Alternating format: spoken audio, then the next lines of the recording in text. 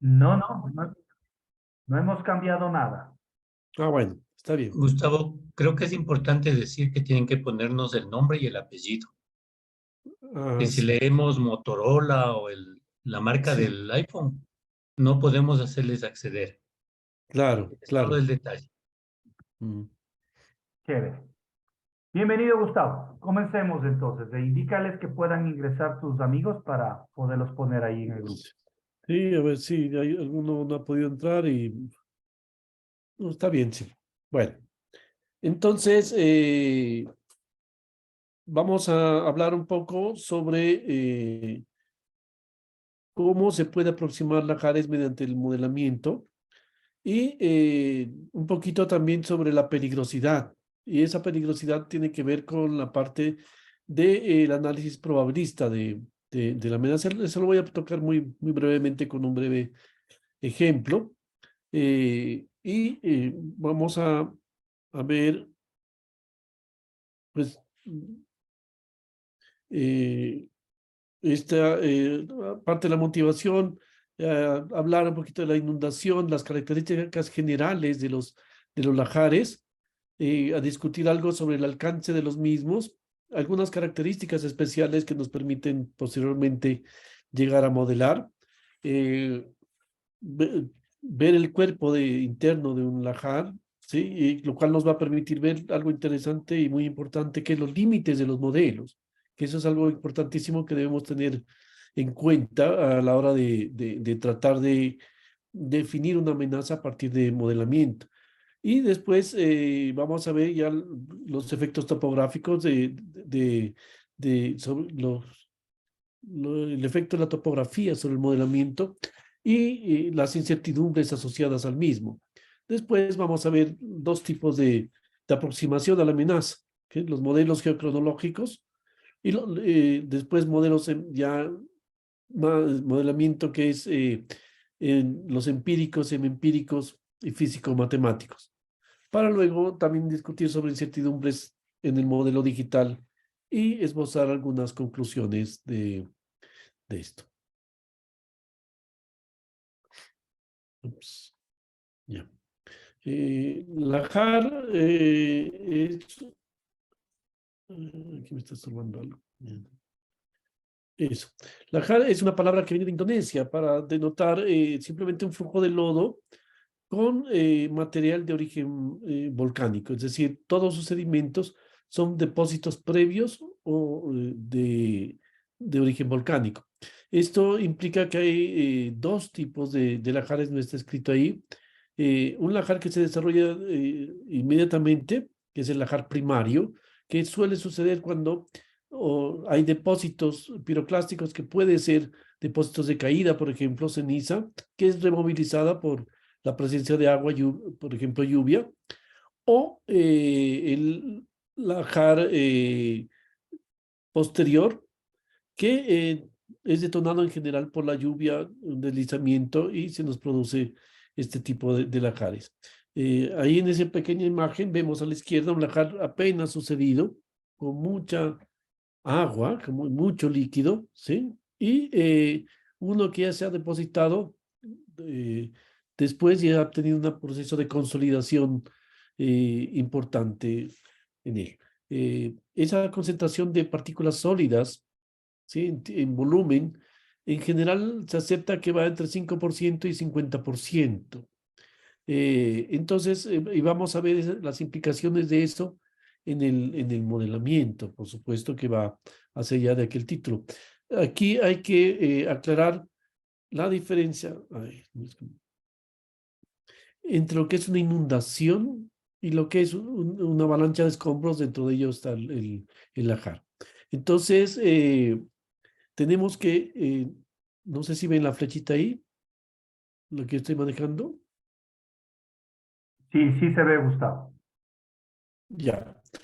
Entonces, aquí en la foto izquierda se ve lo que es una inundación, que en general es lenta, con baja cantidad de sólidos, de partículas sólidos, y no es tan catastrófica, pues por supuesto que hace daño que una casa se te inunde gran parte o el primer piso, etcétera. Pero si nos referimos a lo que es catástrofe, que comienza la destrucción y el arrastre de personas, no va a producirnos eso.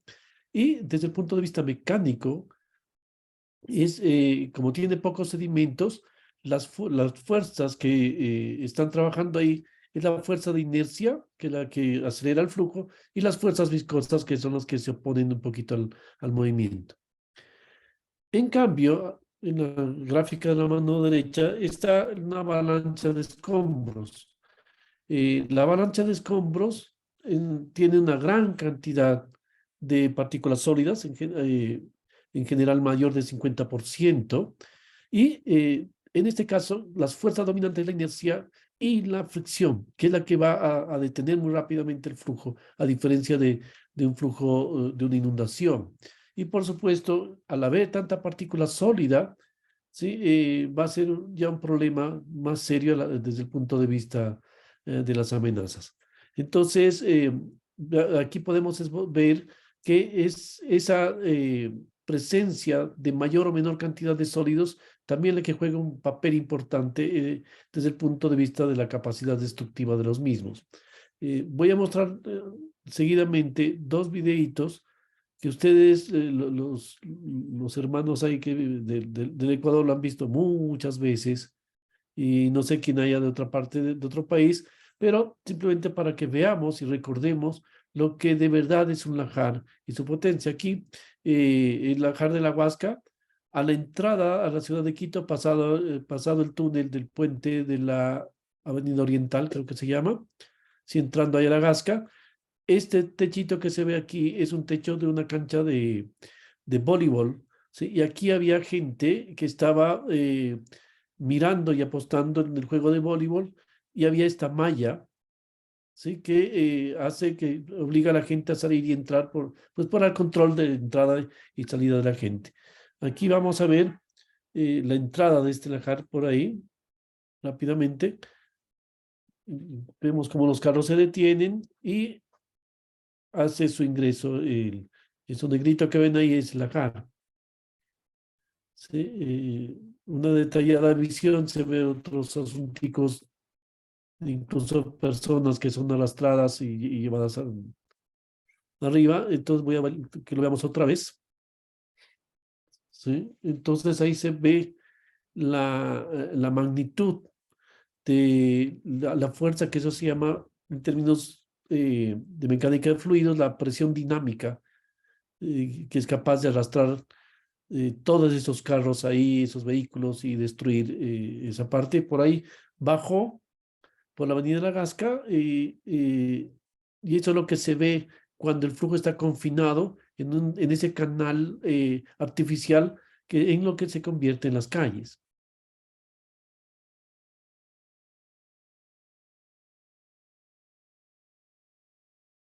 Sí, entonces, esto es un poco más abajo del anterior video. Ay, Jesús, Dios mío santo, ¿qué es esto?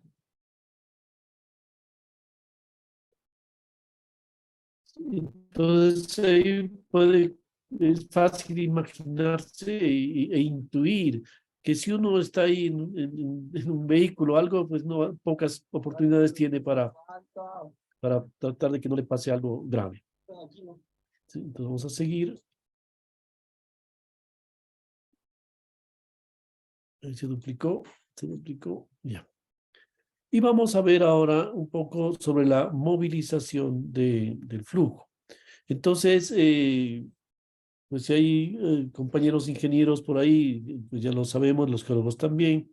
Este flujo de detritos ocurre cuando pues masas de sedimento pobremente seleccionados, o sea, hay mucha porosidad, que está saturada esa porosidad con agua, descienden por pendientes en respuesta a la gravedad.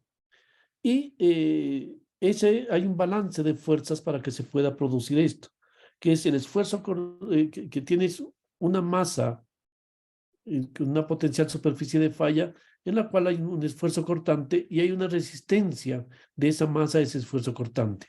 Cuando esa resistencia, Cuando el esfuerzo cortante supera esa resistencia, pues se va a producir este flujo y tenemos este criterio de Coulomb, es el más simple, hay cosas muchísimo más difíciles, y que se puede entender simplemente esta resistencia al esfuerzo cortante.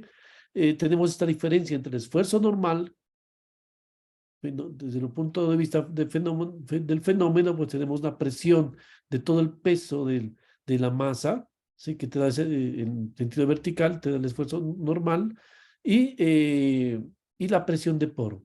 Entonces, la presencia de agua te va a estar presionando ahí e intenta balancear esto. Entonces, imaginemos que si hay más agua, más presión, esto puede llegar incluso a tender a cero. Y esta resistencia va a ser muy bajita. Entonces, cuando sea muy bajita, puede ser superada, perdón, por el esfuerzo cortante y esto se va a mover. Cuando el material es cohesivo, pues solo nos va a quedar la fuerza de cohesión, tratando de detener de eso y la pendiente, por supuesto. Algo horizontal, pues no se va a mover bajo este criterio.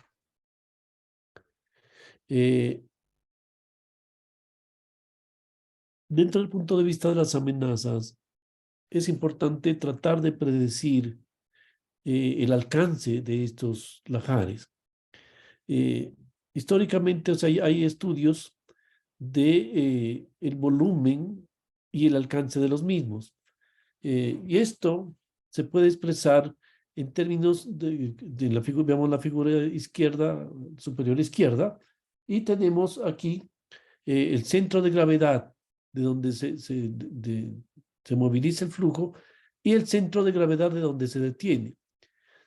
Rigurosamente, si vemos la diferencia de alturas y aquí en L, todo este espacio que ha avanzado.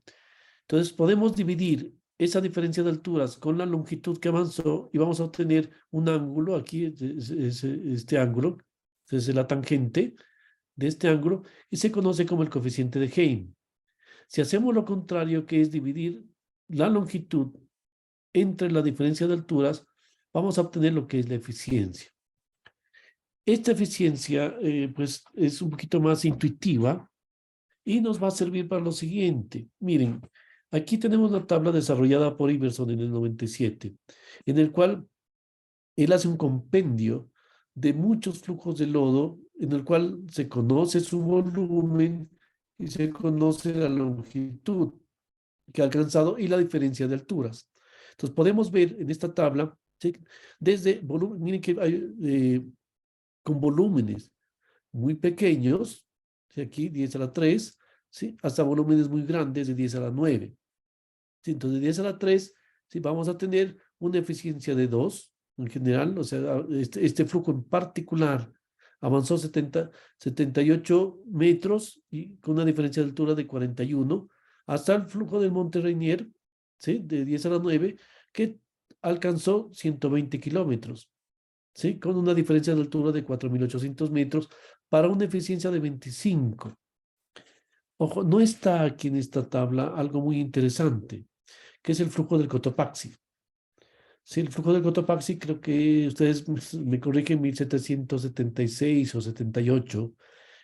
Me refiero al que llegó al mar. Eso creo que son 340 kilómetros. ¿Sí? Y una diferencia de altura de 6.000 a 0, 6 kilómetros de altura, 6.000, y podemos dividir eso, 340.000 entre 6.000, 340 entre 6, y vamos a ver que nos da una eficiencia muchísimo más grande que todos estos que están del compendio de Iverson, que lastimosamente no tiene ahí contemplado al Cotopaxi. De esta tabla se puede sacar también que el volumen medio de los lahares es de alrededor de 1.000 metros cúbicos, ¿sí? Con volúmenes del orden de 10 a la 9 metros cúbicos, cerca de 1 kilómetro cúbico, ¿sí? Con una gran energía potencial, ¿sí? Que dura desde orden de segundos hasta horas, con lástima que aquí no puse velocidades promedio de 3 metros por segundo, eso es una buena velocidad aceptable, y hasta incluso mayores velocidades de 10 metros por segundo. Volviendo a la tabla, si tenemos esta tabla, podemos hacer una gráfica de volumen contra la longitud avanzada, que ha avanzado, y nos va a permitir encontrar una relación empírica del alcance del lajar que es proporcional al volumen, ¿sí? Ojo, simplemente en planta, entonces no se contempla el efecto topográfico, ¿sí? Y entonces hay una aproximación, por ejemplo, de Rickerman, ¿sí? En el cual este autor puede mostrar en puntos ese avance en términos del volumen por H, el volumen elevado a la 0,16 y la diferencia de alturas a la 0,83, ¿sí? Simplemente para poder hacer la escala, ¿sí? Y que quede todo en términos de longitud, ¿sí? Y puede verse eso. Entonces miremos que aquí se nota una clara tendencia lineal y muy válida para flujos pequeños, ¿sí? Después hay una dispersión grande, ¿sí? Aquí y sí, hay una gran dispersión, una varianza muy grande a partir de flujos muy grandes. Entonces, sería interesante de aquí mirar nuestro Cotopaxi, ¿sí? O sea, sabemos la longitud que avanzó 380 kilómetros, tenemos la diferencia de alturas y estimar el volumen, que estoy seguro ustedes en el Ecuador lo han podido estimar ese volumen con otras técnicas, pero para poder ver y validar esta aproximación de la ecuación. Por supuesto, estamos por acá arriba y seguramente va a estar muy disperso, pero sí va a estar por acá arriba. Entonces, el problema de esto, que no sirve mucho para predecir, porque requiere el conocimiento de la diferencia de alturas. Entonces, ¿cómo sabes la diferencia de alturas si justamente quieres ver hasta dónde va a parar? Ya entrando a la parte mecánica del flujo, estos se han notado que hay un asunto bien interesante respecto al frente del flujo. En el frente del flujo se ha podido ver que se van la parte de baja porosidad, de baja presión de poro, perdón. Entonces, eso quiere decir que está seco. En otras palabras, que en el frente van rocas seguidas de una parte más acuosa. Esto, por supuesto, es transitorio, es decir, que cambia con el tiempo. Si yo me pongo a ver aquí, cada vez que veo, va a haber una situación diferente. Y si estoy aquí y otro amigo por allá atrás, ¿sí? Van a ver cosas diferentes también. Entonces, es transitorio y no uniforme. Entonces, como les digo, en el frente hay una región de rocas seguida de una cola más fluida, ¿sí? Entonces, el hecho de que el frente tenga esta cantidad de rocas, pues presenta dos cosas. Uno, esto va a desacelerar potencialmente el flujo apenas hay un cambio de pendiente, ¿sí? Porque no hay lubricación, ¿sí? Pero la parte de atrás se maneja mucho más fluida, se maneja de manera diferente y va a tener un proceso distinto de aceleración y desaceleración, como ya vamos a ver enseguida. Dentro del cuerpo de ese flujo, ¿sí? Resulta que en la parte del frente se acumulan las partículas grandes por dos medios. Uno, pudo haber recogido material del frente, ¿sí? O las partículas grandes y muy densas empiezan a abrirse paso entre las partículas pequeñas y se van al frente cuando hay mucha pendiente. Desde lo fenomenológico, aquí fácilmente se puede intuir que si esta pendiente es muy baja, estas partículas van a empezar a rozarse, a tener rozamientos, o sea, a incrementar su fricción, ¿sí?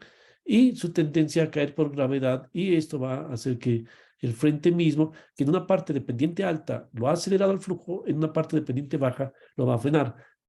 ¿Cuán baja es esa pendiente? En general es desde 10% que empieza a frenar, ¿no? Entonces, bueno, no podemos detallar mucho porque tenemos bastantes cosas aquí.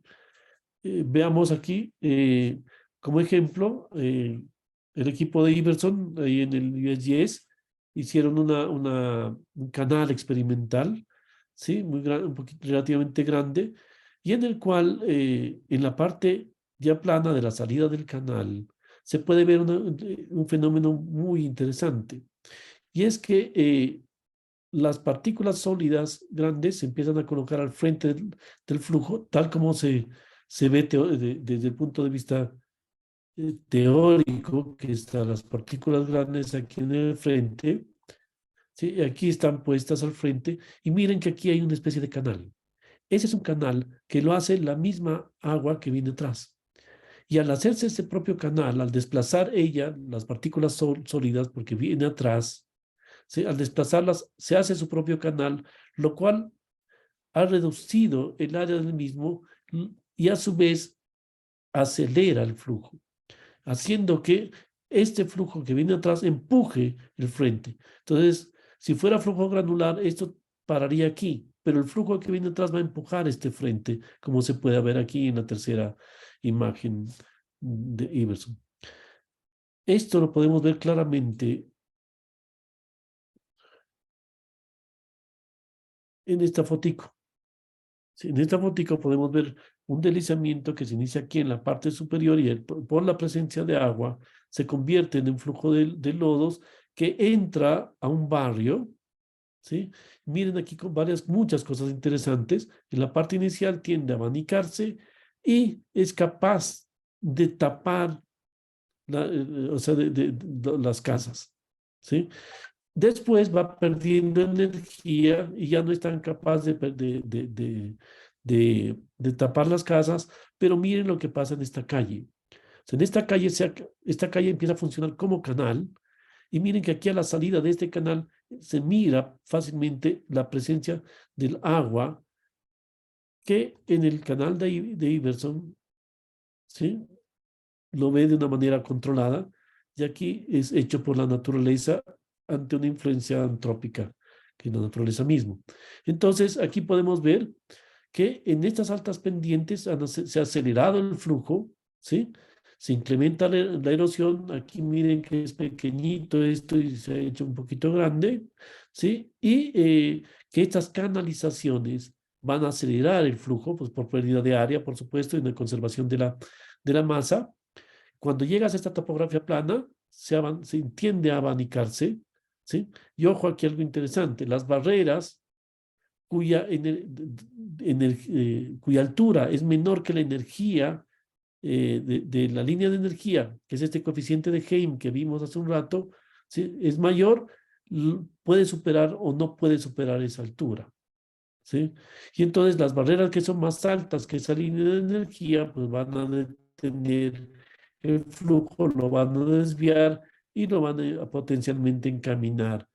Entonces, esto es una complejidad muy grande cuando se intenta modelar en la presencia de casas, ¿sí? Usualmente los modelos, pues, más fáciles tienden a quitar esta parte y predecir lo que pasaría con el flujo si no hubieran estas casas. Pero la verdad es que esto controla muchísimo el flujo. Esto me lleva a que hablemos de las incertidumbres que hay en estos modelamientos. Entonces, la verdad es que uno no va a saber dónde exactamente se va a iniciar el flujo a la hora de predecir. Es que una cosa es tratar de reproducir el pasado y otra cosa es tratar de estimar la amenaza de lo que puede venir. ¿Sí? Y de hecho es muy complicado predecir eso, ¿no? Entonces, el lugar de inicio no lo sabes. El volumen que va a llegar no se conoce. ¿Cuánta cantidad de material sólido va a ir? No lo conoces tampoco. Desde donde yo arranco el flujo, el modelamiento, no sé a qué velocidad está arrancando, si empieza de cero, puede ser otra incertidumbre, ¿sí? Y eventualmente las características físicas del material, porque una geología al milímetro nunca se va a hacer. Entonces, ¿cómo se trata este tipo de amenazas en general? Una es ver el pasado, ¿sí? Y entonces podemos tratar de ver el pasado Y antes de que exista el modelamiento y las capacidades computacionales y desarrollos que hacen que estemos ya muy confiados en lo que pueden predecir los modelos, pues la única aproximación a estas incertidumbres era asumir que los eventos que acontecieron en el pasado pueden ocurrir de nuevo de la misma manera en que ocurrieron antes. Eso pues traigo aquí un caso de éxito, que es el mapa de amenazas del Nevado de Ruiz, en el cual el Ingeominas de ese tiempo, Servicio Geológico de hoy, había hecho, aquí está en gris, ¿sí? El mapa de amenazas de eso basado en el método geocronológico, cronogeológico. Es decir, hubo depósitos aquí, se levantó y este mapa, porque viene a ser una historia de lo que fue los flujos y, claro, otros factorcitos ahí. Y miren que en rojo está el depósito que dejó el flujo de Armero tan catastrófico. Y prácticamente, pues el mapa cubre esto con algunas pequeñas excepciones, pero en general es un éxito, más no las tomas de decisiones que hubo ahí, claramente, ¿sí?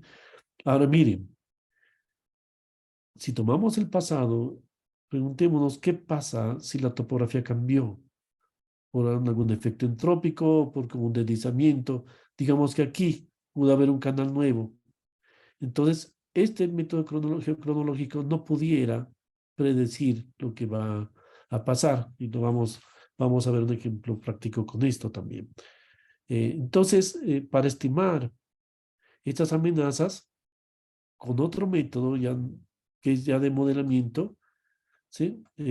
Hay varios tipos de aproximación, métodos empíricos, como la jarceta, vamos a hablar de él un poquito, semi-empíricos, por ejemplo, el flow R, y los basados en la física del flujo. Los métodos empíricos necesitan datos particulares de la cuenca particular.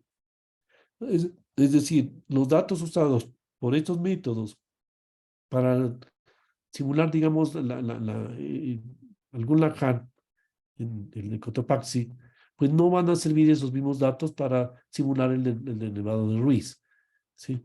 Entonces, con estos otros métodos, pues se puede predecir de este flow R. Voy a hablar después otro poquito. Un método muy popular por su sencillez es el método de la jarceta, desarrollado por Iverson en el 98, ¿sí? Que a partir de estos estudios muy completos que él hizo a nivel mundial, ¿sí? Él puede llegar a estimar las áreas en planta y en corte del depósito final, ¿sí? A partir de algunas correlaciones empíricas. Por ejemplo, las correlaciones que vimos de Rickerman, pero que Iverson hace esta correlación. El área en planta es igual a 0.05 veces el volumen a la 2/3. Y el área, perdón, es al revés, el área en planta es B y el área A es el corte. Entonces, ¿qué hace uno con estas dos ecuaciones? Si tienes un volumen estimado, uno va empíricamente midiendo las áreas y hasta que dé el área en planta y el área en corte. ¿Sí? Es muy sencillo, lo puede uno hacer a mano, ¿sí? Muy dispendioso, y que viene en un programa, la jarceta, que está automatizado y ya está con modelos digitales de elevación, etcétera. ¿Sí? Aquí un ejemplo de una aproximación con la jarceta y ojalá ustedes puedan ver unas espinas que hay aquí. ¿Sí? Eso ya es un error del modelamiento. Para quitar esas espinas se necesita un modelo digital de elevación muy preciso, ¿sí? Y tiene, o sea, una estimación muy rápida siempre requiere el modelo digital de elevación y el volumen, ¿sí? Ahora, veamos las limitantes. Dentro de esto está asumiendo una eficiencia del flujo, un coeficiente de Heim, no solamente nos da información de áreas. O sea, si estamos interesados en predecir el daño potencial, es decir, estimación del riesgo, pues no nos va a servir. Y aquí una limitante interesante de él. Y es que él habla que esto es válido en la zona distal. ¿Sí? Es decir, hay una primera parte en la cual no es válido. Entonces, él no puede dividir el flujo y hay que volver a arrancar. Pero si uno arranca, debe tener cuidado que la primera parte no es válida y en general eso la gente no lo hace. Entonces, hay otra inducción del usuario al error ahí, potencial. Otro modelo, este semi-empírico, es el Flow R, que ese tiene una ventaja y es para MATLAB. Se puede bajar gratis, es un modelo francés, ¿sí? Y lo que hace es que tú puedes colocar muchísimos puntos potenciales de inicio, ¿sí? Los que uno vea, ¿sí? Entonces alrededor de un volcán, por ejemplo, y él puede ver, ¿sí? Todos esos casos posibles y hace un enrutamiento probabilístico, ¿sí? Muy rápido, muy simple, ¿sí? Te da la susceptibilidad de todas las zonas de manera inherente, pero requiere conocimiento del coeficiente de Heim, es decir, para poder proyectar la longitud y, o sea, el alcance, ya debes saber el alcance, entre comillas, ¿sí? Y otros parámetros empíricos de acuerdo al lugar y la amenaza. Tampoco da la información de campos dinámicos, es decir, si vamos a estimar riesgo, pues para estimar las pérdidas va a ser un poquito difícil. Solo de esos dos traigo a colación esos dos ejemplos de modelos empíricos y modelos semi-empíricos, ¿sí?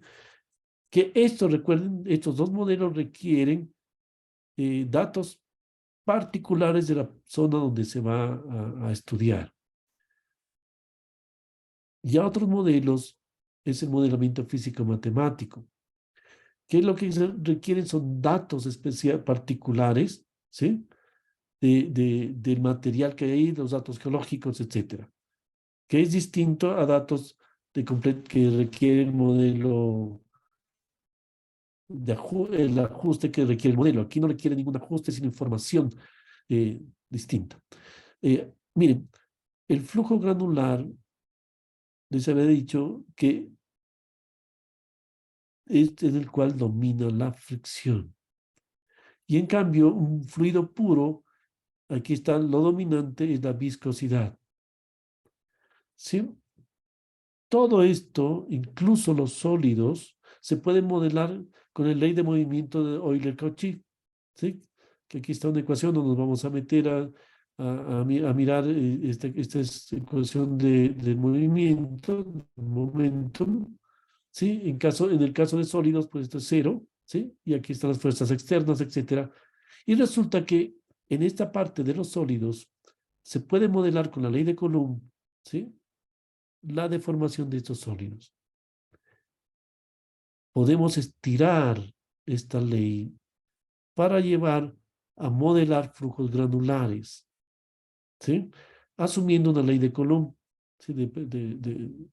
Y nos da resultados muy buenos. Por acá, los fluidos puros, tenemos, por ejemplo, la ecuación de Navier-Stokes, que definiendo de diferente forma cada uno de estos factores, sí podemos modelar flujo puro. El problema es aquí, ¿sí? Que a veces es un poquito friccionante, a veces no, ¿sí? Aquí hay un límite que es el 50% de sólidos. Entre 50 y 60% de seguro es granular, ¿sí? Y esto no te va a funcionar, Navier-Stokes.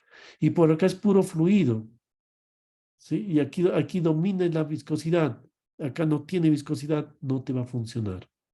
¿Qué pasa aquí en medio? ¿Sí? Entonces, ese es un problema que lo hace muy complejo, ¿sí?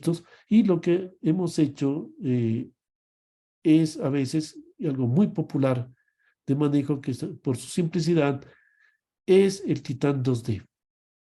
El Titán 2D es originalmente desarrollado para flujos granulares. Por ejemplo, la parte basal de una corriente piroclástica de densidad, un flujo piroclástico, donde ahí domina la fricción. Entonces, esto funciona muy bien, pero podemos cometer un pequeño pecado y decir que como aquí hay agua, y si hay un poquito más de agua, se va a reducir esta fricción. Y entre más agüita, más se reduce la fricción.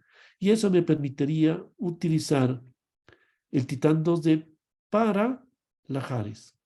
Entonces, aquí un ejemplo visual del modelamiento de lajar de 2007 del volcán Ruapeu, muy bueno, hecho con Titán 2D, pero porque está manteniendo, ojo, la condición de un punto donde la fricción es dominante, o sea, es decir, un flujo hiperconcentrado donde la fricción sigue siendo dominante, ¿sí? Por experiencia, cuando le bajas la fricción al Titán 2D de 12 grados, de 15 grados, él se empieza a trepar por las paredes, o sea, ya empieza a hacer cosas extrañas porque no, su sistema de representación matemática del fenómeno físico, pues no está hecho para eso y hay que tener cuidado, mucho cuidado con eso. Siendo esto, está otro modelito que es, digamos que es hijo del Titán 2D, que es el Titán 2 fases, ¿sí? Que ya al sistema de ecuaciones, una fase, tenemos un sistema de ecuaciones que contempla las dos fases. Entonces vuelve un sistema muy, muy, muy complejo, ¿sí? En el cual tiene una ventaja, y es que en caso de que la cantidad de sólidos tiende a cero, las ecuaciones tienden a la aproximación hidráulica de Darcy, de manera automática. Y él calcula de manera automática también la concentración, es decir, la concentración ya deja de ser algo constante. ¿Sí? Entonces, este modelo predice los campos de velocidad y concentración, predice área y profundidad de inundación, y al tener la velocidad y concentración tenemos la densidad y puede predecir entonces la presión dinámica. La presión dinámica es algo muy, muy importante a la hora de evaluar las estimaciones de riesgo, ¿sí? Miren que recordemos o miren que una presión dinámica mayor que 10.000 pascales ya es peligroso para la vida, ya puede arrastrar personas. Es decir, ese flujo que vimos ahí a la entrada de la Gasca, pues claramente tenía más de 10.000 pascales, porque ahí pudo levantar personas, ¿sí? Y presiones dinámicas mayores a 35.000 pascales, ya las estructuras, incluso estructuras reforzadas, empiezan a ser afectadas, ¿sí?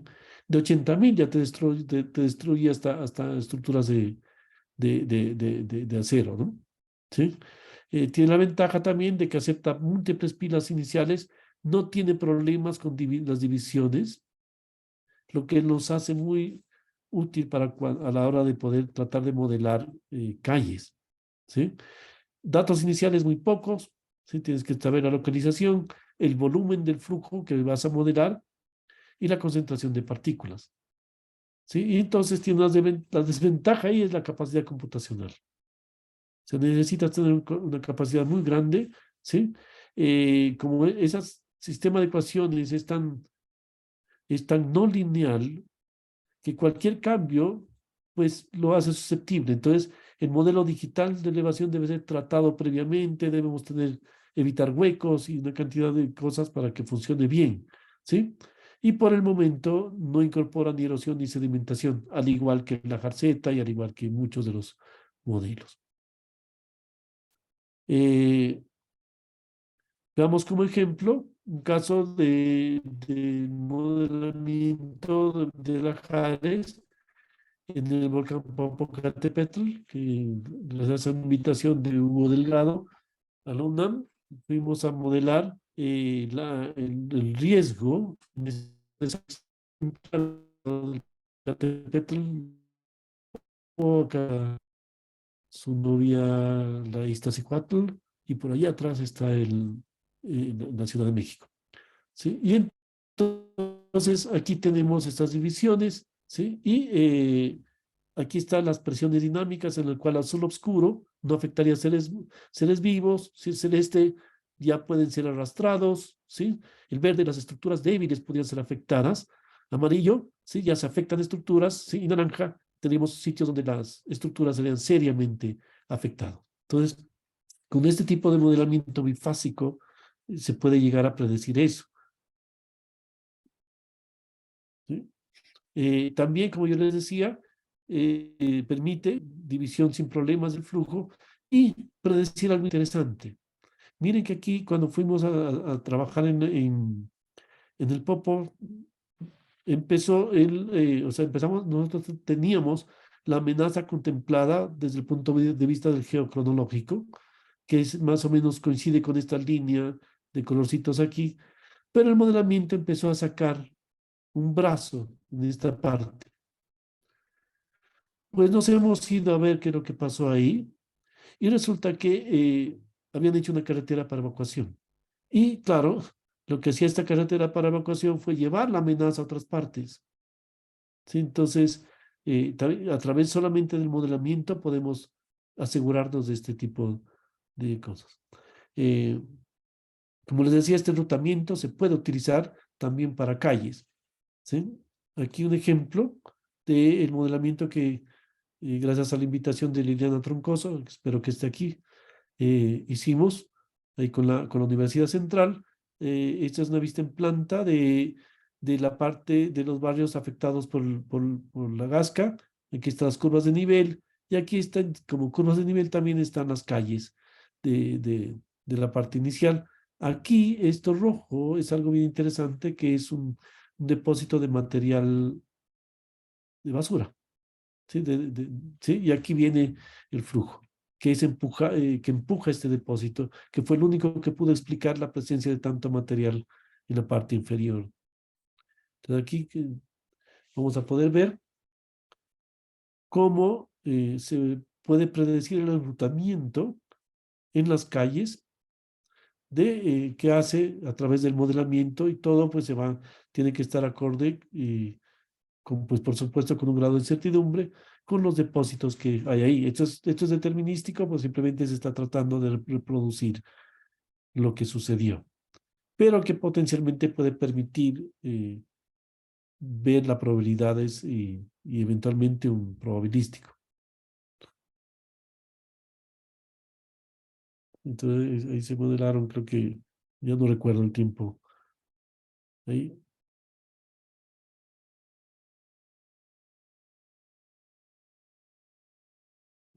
Como anécdota, por aquí hay un pequeño error porque la topografía que nosotros usamos tiene una pequeña diferencia de una gradita por aquí, que en realidad no dejó pasar el flujo y nosotros no lo habíamos colocado aquí. Entonces, aquí estamos prediciendo que sí va a ir el flujo, siendo que así no es. ¿Sí? Eso es. Entonces, quita dos veces.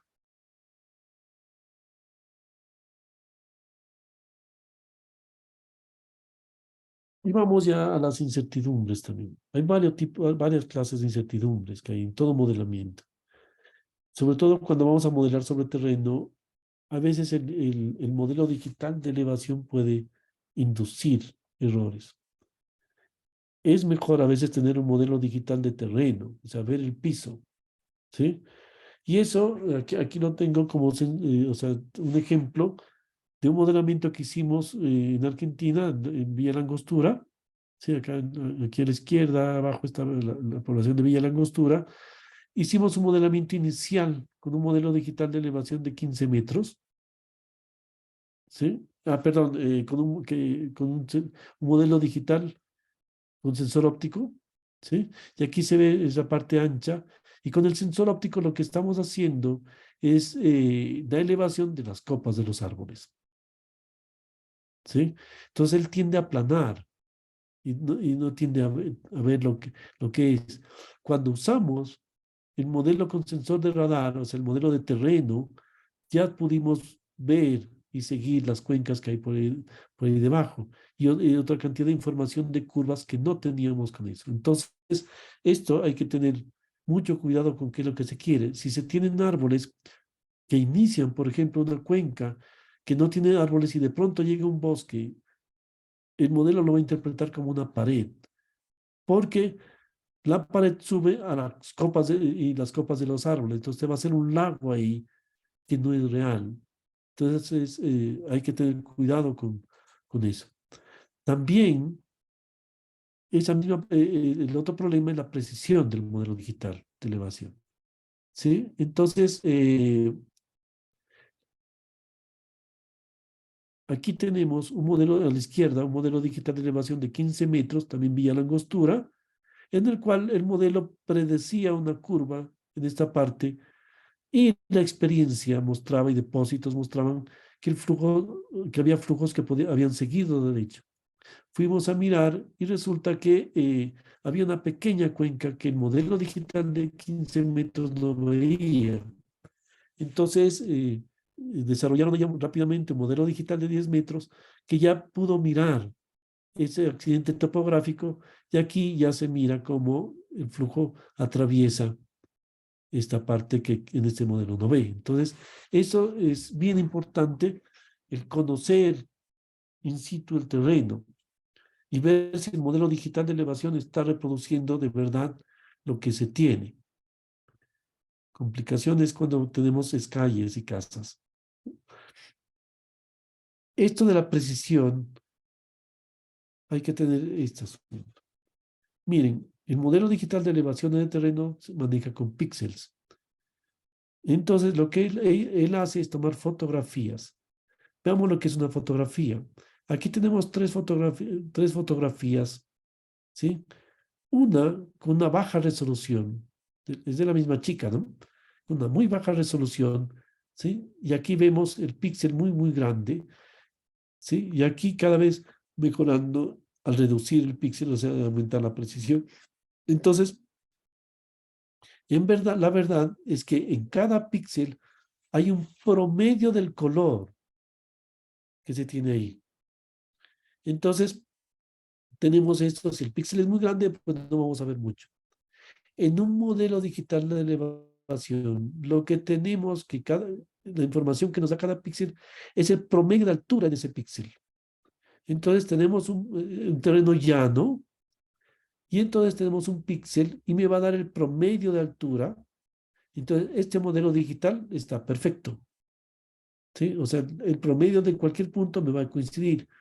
Pero si este terreno lo empiezo yo a inclinar, ¿sí? Este píxel me va a mostrar el promedio que hay entre este punto y el punto de acá, de velocidad, de alturas. Entonces, entre más pendiente se tenga, más incertidumbre va a haber. Imagínense que estos son losas, ¿sí? Entonces, una losa que tiene el promedio de altura. ¿Sí? Entonces, es un ajedrecito con promedio, con bastante losas y pisos. Eso es lo que el computador ve. O sea, son una cantidad de pisos así. ¿Sí? Entonces, nos genera ese tipo de problemas que yo acabo de mostrarles aquí, ¿sí? Que ese píxel muy pequeño no nos dejaba ver, ¿sí? Lo cual nos lleva a una complicación. Y es qué pasa cuando tengo edificios, qué pasa cuando tengo calles. Y ahí hay que tener cuidado. Miren, el píxel me va a mostrar el promedio. Fíjense aquí en esa esquina de este edificio. Tienes una cierta altura, me voy a inventar 20 metros, y llegas hasta cero. Y está en medio el píxel. Entonces, para el píxel, la altura en esta esquina es de 10 metros. Entonces, tienes una losa aquí a 10 metros. Si esta calle es muy pequeña, lo que vamos a hacer es aplanar esto. ¿Sí? Y pues cualquier modelo, o sea la jarceta cualquiera, te va a regar el flujo. Entonces, esa es una incertidumbre que se evita dando un tamaño mejor del píxel. Pero incrementando, eso tiene su precio, que se incrementa el costo computacional. Entonces esto se vuelve muy, muy caro y vamos a demorar muchísimo los cálculos, ¿sí? Otro problema también, y es que en general uno tiene es el terreno sin casas. Los catastros solo ven en planta estas casas, ¿sí? Y eso no es el modelo digital. Si uno saca con dron este modelo digital, esto te lo va a costar, dependiendo del tamaño del DEM. Cuando no se tiene ese levantamiento así, se puede hacer un truquito, y es extruir los edificios a partir del catastro que está en planta, ¿sí? Hay que tener cuidado con extruir porque si uno no ha modificado las curvas de nivel, va a dar lo mismo y vas a ver en planta que hay edificios, pero el flujo se va a pasar, ¿sí? Entonces, para extruir, y aquí les voy a vender un truco, ¿sí? Tienes un modelo digital de elevación me voy a inventar, de 12 metros en la parte alta de la cuenca. Y aquí, en las calles, tú necesitas un modelo digital de 1 metro. Entonces, tenemos que casar los dos modelos digitales. Que si uno hace eso directamente con un parche, que puede ser que con cualquier herramienta de un sistema de información geográfica como el QGIS, lo intentas parchar y él lo va a reducir a 3, o sea, va a dar lo mismo, va a ser como de 3 metros. Truco, el modelo digital grueso, de baja precisión, se lo interpola y se lo exporta al tamaño del modelo digital que tienes en la parte que sí ve las calles. Esto no da mayor información, ojo, no da mayor información.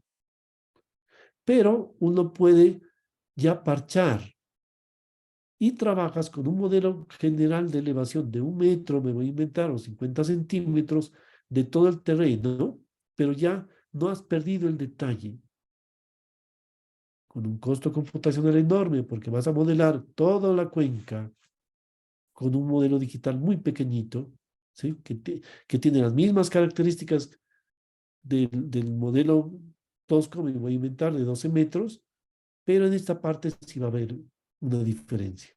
Sí, has ganado muchísimo, pero con un costo computacional enorme.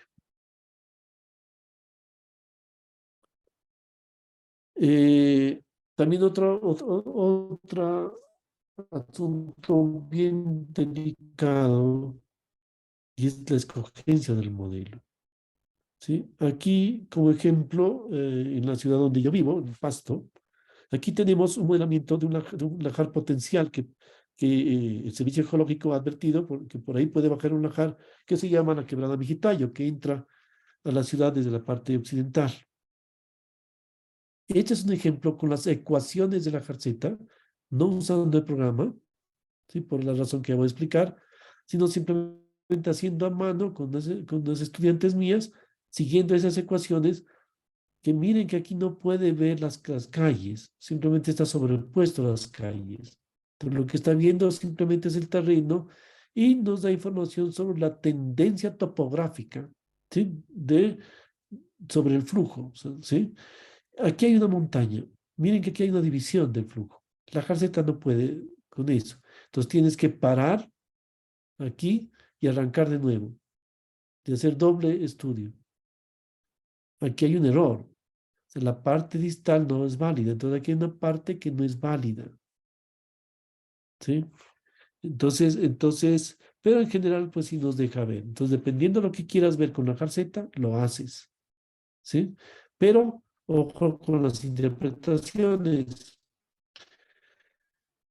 Dos modelos hidráulicos que usan, por ejemplo, Navier-Stokes, que es muy complejo, pero no tienen en cuenta la fricción de las partículas, porque no son bifásicos. Entonces, ¿qué pasa? Que es como el agua. Puede caminar muy rápido, ¿sí? O muy lento, pero no va a parar. Entonces, tendería a sobreestimar eso, porque en realidad se trata de un flujo que tiene una parte de fricción importante, pudiera tener algo de fricción muy importante. Ya aquí, un modelo con el Titan 2 F, que es de dos fases, como les digo, que tiene en cuenta ya la fase sólida, la fricción, y esto mismo entrando aquí, aquí está la entrada, ¿sí? Y entonces aquí tenemos la probabilidad, es probabilístico, o sea, se ha hecho muchas muestras, sin modelamiento, y la probabilidad de inundación de 1 metro. ¿Sí? Entonces aquí tenemos ya por las calles cómo entra y va inundando con 1 metro. Y también la probabilidad de impacto de 10 kilopascales, es decir, que sea capaz de arrastrar o afectar personas. Entonces aquí tenemos esto. Entonces a pesar, se puede ver tranquilamente que a pesar de que hay una inundación relativamente grande, con relativa alta probabilidad de que se inunde con 1 metro, pues no llegaría con una presión dinámica muy peligrosa, ¿sí? Y entonces también nos permite ver que puede aquí ver que hay partes en que el flujo tiende a parar y generar también consejos y definir que ahí se pueden aplicar medidas de control, ¿sí? Bueno, y lo del probabilístico, porque es la peligrosidad aquí, es algo que sirve para riesgo, o sea, para calcular el riesgo. Esto no es un mapa de amenaza. Esta es la amenaza probabilística, la probabilidad de que llegue una inundación de 1 metro.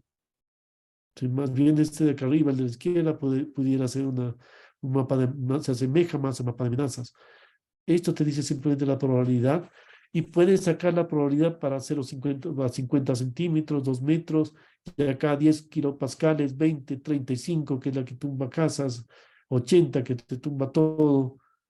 Entonces serían muchísimos mapas. Entonces, eh, pero si se usa para lo que es, para riesgo, pues ya lo reduces todo a un mapa en el cual te va a decir lo aceptable y lo no aceptable o lo tolerable. Y finalmente, no sé cómo estamos de tiempo, si me aceleré o no me aceleré, eh, hemos visto aquí que el ajar es un fenómeno destructivo físicamente muy, muy complejo, ¿sí? Que el efecto multifásico no puede ser desconocido. O sea, te va a generar problemas si no se los tiene en cuenta. El flujo tiene un frente entonces, cargado de partículas sólidas con baja eh, presión de poro. Eso hace eso refrenda la idea de que el flujo debe ser bifásico para poder ver que el frente tiene mayor partículas y baja concentración, ¿sí? Entonces, que lo va a acelerar en las partes de pendientes altas y lo va a frenar en las partes ya de pendientes muy bajas, ¿sí? Y claro, hay esas partículas densas y grandes que las terminan siendo desplazadas lateralmente y autocanalizan el flujo, ¿sí? Que lo ayudan a avanzar más. Eh, todos estos modelos tienen sus ventajas y sus desventajas, ¿sí? Entonces, la recomendación de siempre, hay que tener mucho cuidado con lo que se busca, saber bien sus limitantes. Si me interesa algo rápido, muy rápido, y ver unas áreas de inundación que no me interesa ver calles ni nada, pues podemos usar la jarceta. Me interesa predecir un canal intrincado dentro de una ciudad, etcétera, pues ya no puedes usar la jarceta. Ya te toca usar algo más que tenga en cuenta la física y ojalá que tenga en cuenta la presencia de las dos fases. A propósito, estos modelos de dos fases, el Titan 2D y el Flow 2D también, el Bug Flow, no son tridimensionales. Eso es un costo computacional gigantesco, no se puede. Y eso hace que se haga una aproximación que es integral en profundidad, lo que hace que no podamos ver partículas individuales como una roca. Para modelar una roca hay que usar otros modelos como el SHP, ¿sí? La hidrodinámica de partículas, que es tridimensional plenamente, pero a lo máximo que Tourette, por ejemplo, ha modelado son 300 metros, ¿sí? Y con retroalimentación de las salidas, en las condiciones de contorno no muy realistas, pero eso está en pañales todavía por limitantes computacionales. Entonces, estos flujos, estos modelos, todos los que se basan en la física, pues tienen que hacer algo y no dejan ver partículas. Habría que integrar otros modelos de rocas individuales, etcétera, y pues se puede hacer algo, pero de mucha paciencia, ¿sí? Entonces, hay que recordar que los modelos digitales de elevación inducen, o sea, vienen con sus incertidumbres. Ojo con los modelos digitales de elevación, es mejor el de terreno. Si tienes un modelo digital de elevación y hay bosque, pues por fortuna hay programas que permiten romper el bosque. Es una aproximación. Las imágenes LiDAR o LiDAR, ¿sí? Son buenas. Esos, pues, tienen su propio programa con la esperanza de que uno de los haces láser toque el piso, a partir de ella él mismo quita los árboles. Está muy bien, ¿sí? Pero es costoso. Eso hace que uno debe ser consciente también de las incertidumbres, las limitaciones, ¿sí? Ojo, todos los modelos arrojan resultados, pero no necesariamente buenos, ¿sí? Entonces se requiere mucha interpretación, mucha autocrítica y mucho entrenamiento. Miren, yo soy el autor del Titan 2D, 2F, perdón. Y allá en Buffalo, con Mike Sheridan, no lo hicimos fácil, porque la gente es mejor que aprenda lo que hay. Sí, que aprenda sus limitantes. Porque si no, pues se compra un modelo comercial, ¿sí? Y le va a sacar lindos colores. ¿Va a entender las limitantes? ¿Sí? Entonces, es mejor a veces sufrirla para hacer las cosas bien, ¿no? Y, claro, por eso entonces se debe tener mucho cuidado con el uso de estos modelos y deben ser usados por personal bien entrenado, ¿sí? Y entonces acá en la ciudad de Pasto, en el grupo de investigación Grama, pues bienvenida cualquier persona que quiera entrenarse, ¿sí? Y aquí hemos tenido entrenando gente por meses, además que les gusta la ciudad, y los llevamos a Otavalo, que es Zapatén, ¿sí? Se está muy bien por acá. Entonces, eso era lo que yo les tenía para contar. Entonces, quedo a la espera de preguntas y de qué tiempo para ello. Gracias, Gustavo. Por favor, deja de compartir la presentación ¿Ya? para empezar el conversatorio. Listo. Muy bien, entonces abrimos el conversatorio, por favor, en el chat y también directamente los que quieran participar en las preguntas y con sus criterios, ¿no?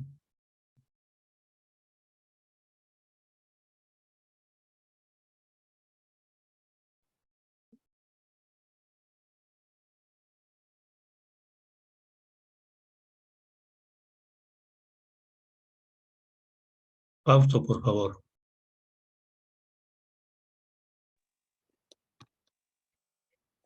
Bueno, muy buenas noches, compañeros. Muchas gracias por tu excelente em, presentación, Gustavo.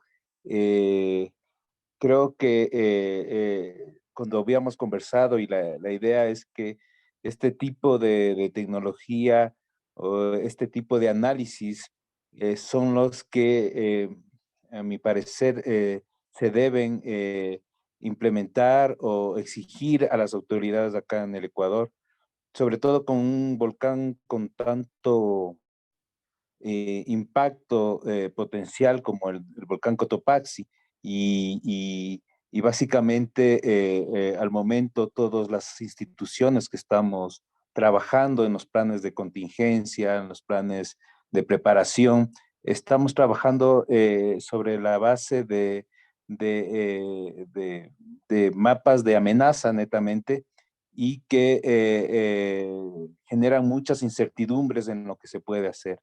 Creo yo que precisamente este tipo de estudios, más allá de las limitaciones que tiene, tiene una ventaja importantísima desde el punto de vista comunicacional, porque lo hace de alguna manera evidenciar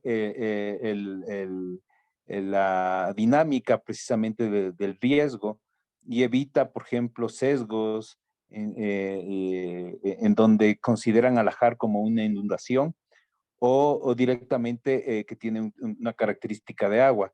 Y esto lo digo porque lo he escuchado en varios foros, gente muy cercana al volcán, de la industria, en la provincia de Cotopaxi, por ejemplo, donde dice que ya están preparados, que se han hecho planes de mitigación y están preparados para la inundación luego de la erupción del volcán Cotopaxi, lo cual hace entender precisamente que un mapa netamente solamente de amenaza puede tener limitaciones en la comunicación de lo que realmente es el peligro o el riesgo a lo que nos estamos enfrentando. Y mapas mucho más avanzados, tal vez más técnicos, pero que nos pueden permitir estas gráficas de saber si es que el peligro está no solamente en la altura, sino también en la presión dinámica, algo tan simple, un ejemplo tan simple es que puede llevar a una persona o no, o que puede afectar a una casa relativamente débil o no. Entonces, ese tipo de mapas permiten comunicar de mejor manera, como digo, más allá de las limitaciones que puede haber en el tema del cálculo. Y creo que ese es un paso adelante que se demanda ya a las instituciones para poder ajustar sus planes y poder entender mejor la dinámica de la problemática que estamos haciendo. Entonces, qué bueno que haya este foro, esta presentación muy completa y que básicamente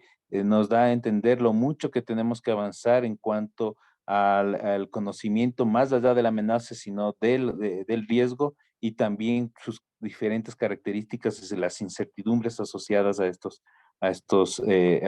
cálculos. Entonces, yo saludo tu disposición por presentar esta experiencia y creo que es algo en el que debemos avanzar de aquí en adelante. Esperemos que como esta presentación va a estar grabada, poder socializarlo y replicarlos a las autoridades acá en el país para que pensemos más allá de un análisis de amenazas, sino también precisamente en este tipo de cálculos que son una demanda ya a nivel de las instituciones que trabajamos en esto para poder ajustar y entender mejor qué es lo que nos puede traer un volcán, una erupción de un volcán tan cercano como el de Cotopaxi. Muchas gracias. Muchas gracias a ti, Fausto, por buen aporte. Gracias, Fausto. Álvaro, por favor.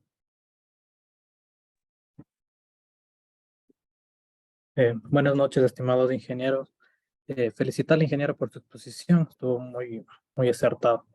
Una consulta, en cuanto entiendo que uno de los principales inconvenientes es el modelo digital de elevación por la precisión, básicamente, ¿no? Cuando se habla de topografía, de estas herramientas como son LIDAR, fotogrametría, de alguna otra manera sí se puede ir depurando ya que uno hace levantamientos de zonas abiertas. Aquí estamos hablando de edificaciones donde la incertidumbre de las elevaciones es demasiado, la precisión es demasiado complejo obtenerlo.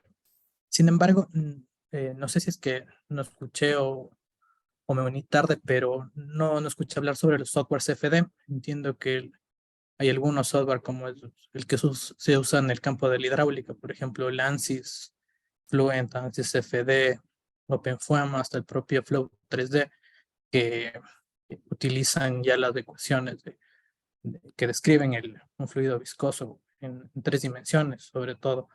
Entonces, no sé si es que estos modelos nos permiten tener una mayor apreciación, una mayor exactitud de describir el fenómeno, por supuesto, incorporando un modelo digital de elevación que sea correcto. Esa sería mi consulta. Mira, como dije, o sea, hay muchos modelos, ¿no? Nosotros hemos trabajado con el Open Foam, es muy bueno, hemos hecho onda de choque tridimensional. Él trabaja con volúmenes finitos y, bueno, con otras herramientas, o sea, es inherentemente en 3D.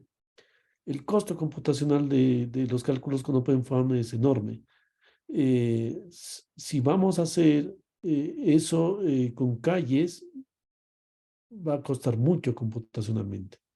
¿Sí? Entonces se vuelve, pues si vamos a estudiar una calle, está chévere, ¿no? Pero ya, ahora Miriam, eh, ahí yo he mostrado un ejemplo de los resultados de usar modelos hidráulicos, ¿sí? Como los típicos y muy buenos, pero los hidráulicos son para, ojo, para sedimentos menores de 5%. Los ingenieros somos atrevidos, yo soy ingeniero, ¿sí? Y nos pasamos del 10%. Colores te da, pero ya no es. ¿Por qué? Porque un flujo con más del 10%, ya la fricción empieza a tener su papel. Y entre más subas la cantidad de volumen de sólidos, la fricción cada vez va a ser más y más importante. ¿Sí? Entonces, modelar con flujos que no tengan en cuenta la presencia de la fase sólida es arriesgado. Es decir, eh, claro, Navier-Stokes lo puedes estirar. O sea, puedes ajustar la viscosidad, hacer la temperatura, creo que ya no recuerdo. O sea, hay formas de estirar Navier-Stokes y que te llegue a un 20% por allá. Pero cuando ya comienzas a tocar la parte de viscosidad, mira, eh, un experimento sencillo es coger un cono, ¿sí?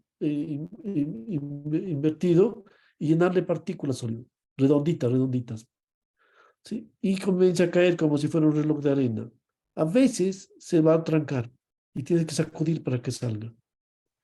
Eso no lo puedes modelar con Navier-Stokes. ¿Sí?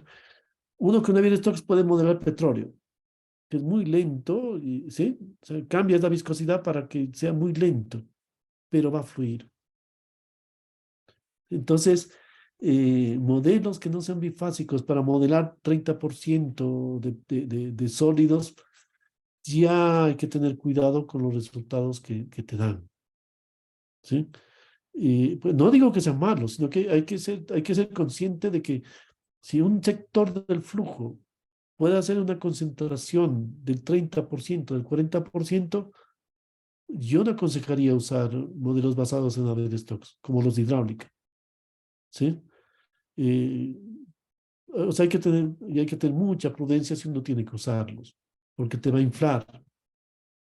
O sea, ¿sí? O sea, ese depósito que te hace la fricción, el efecto de la fricción de las partículas grandes al tener una pendiente alta que te lo acelera y después que te frena el flujo al cambiar de la pendiente, eso no estoy seguro que un modelo basado en Navier-Stokes te lo vea. Pero bueno, o sea, simulas con viscosidad, pero no va a ser lo mismo. Sobre todo cuando está frenando ya. Ahí sí no va a ser lo mismo. Entonces tiende a abarcar más. Entonces las decisiones se vuelven exageradamente costosas. ¿Sí? Cuando se trata de llevar eso a un proceso de toma de decisiones. Entonces, pues, modelos hay muchísimos aquí. O sea, no tenemos tanto tiempo, ¿no? Pero chéverísimo. Y qué chévere que estés interesado y incluso Álvaro, podemos seguir en contacto porque hay cosas muy interesantes. Gracias. Y precisamente, claro, el problema es que la ecuación de Navier-Stokes describa los fluidos newtonianos y la Jare ya tiende a comportarse como un fluido no newtoniano, ¿no? De acuerdo, muy amable, ingeniero. Buenas noches, Vladimir, tu turno.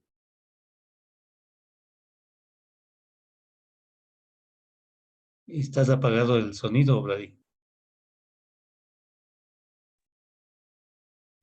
Bueno, gracias Fernando, buenas noches a todos y felicitaciones por esa conferencia muy clara. Existen ponencias en las que se indica que lares como el Cotopaxi pueden ser detenidos mediante pantallas de hormigón u obras en hormigón. Hay personas que no están de acuerdo con ese criterio. Yo he hecho una rápida valoración de un volumen pequeño de 3.300 metros cúbicos que podría deslizarse en alguna de las quebradas, ¿no? Es un volumen pequeñito. Y si tenemos una densidad de 1.7 toneladas metro cúbico de esa masa entre agua y materiales, también siendo conservador en lo que es esta densidad, y una velocidad de solo 3 metros por segundo, tenemos que hay una energía cinética de 25.2 millones de julios, es decir, una energía cinética gigantesca. ¿Cree usted, con su experiencia, que sería posible frenar, detener, disipar esta energía gigantesca mediante obras civiles? Gracias. Mira, ahí los duros en eso son los japoneses, ¿no? Pero detener, eh, pues saldría muy costoso. O sea, que llegue algo con esa energía o con una presión dinámica, porque equivaldría un poquito esa energía de ese tamaño, de un tamaño así muy grande, va a haber una afectación y un posible desvío hacia lugares no esperados. Entonces, es de bastante respeto. Sí sirven, para lo que sí sirven, es para detener las partículas grandes y hacer un tamizado para tratar de bajarle la densidad y que llegue a una parte que sea ya más inundación de agua, de casi agua. Entonces, pensar en eso pudiera ser en la parte distal, ¿no? Del flujo, porque si ya viene con las presiones y las energías que tú dices, es difícil, ¿sí? Ahora, hay otro peligro también que uno debe tener que considerar. A veces para proteger, en Bogotá lo están haciendo mucho, para proteger un barrio, algo, la gente misma pone sus diques, ¿sí? Y lo que están haciendo es acelerar el flujo, incrementando el peligro aguas abajo, ¿sí? Entonces, si eso se hace o sea, tiene que hacerse en conjunto. O sea, si estamos hablando del Cotopaxi, no estamos hablando de un municipio. Entonces hay que ver las medidas que se toman aguas arriba y ver que esas medidas no afecten a los de abajo. Y para eso sí nos sirve mucho el modelamiento. O sea, si vamos a construir algo, asumir que va a resistir, que está bien hecho, y cómo le cambia las condiciones del flujo y qué va a resultar aguas abajo. Entonces, no solamente es el ver si es capaz de proteger un área determinada, sino qué va a pasar abajo con esa medida. O sea, sí las protege, pero allá resulta que abajo hay otra población, ¿sí? Entonces, al acelerar un flujo, pues tiene una mayor capacidad de erosión. Y es algo que o sea, se le añade al volumen que se le añade al flujo y más densidad. Entonces, es de mucho cuidado, ¿sí? Lo otro ya es un diseño ingenieril que ya toca con mucho cuidado ver cómo, si hay la capacidad económica para hacer una cosa de esas. Porque tienes que, no solo es que resista el impacto, sino que no te lo voltee, pues, ¿no? Entonces tiene que tener una fundación tremenda, ¿sí? Entonces, es muy costoso, pero más costoso, y repito, en mi criterio, o sea, si es que se puede hacer algo así, ojo abajo, ojo con aguas abajo, ¿no? Pues, Así es. Sí, y solamente un pequeño aporte. En el deslizamiento último que se produjo en la zona de La Gasca, existen evidencias fotográficas de que se produjo también un deslizamiento sobre la quebrada, una quebrada de montaña muy estrecha, con base rocosa en toda su longitud, ¿no? Que generó un represamiento relativamente pequeño y que fue la que aportó tantos materiales hacia aguas abajo, con una ola de más de 4 o 5 metros. Las evidencias de la ubicación del lodo quedaron en varias casas muy cercanas a la zona superior de la alcantarilla que fue colapsada totalmente y volúmenes de roca superiores a los 20 metros cúbicos, ¿no? Gracias.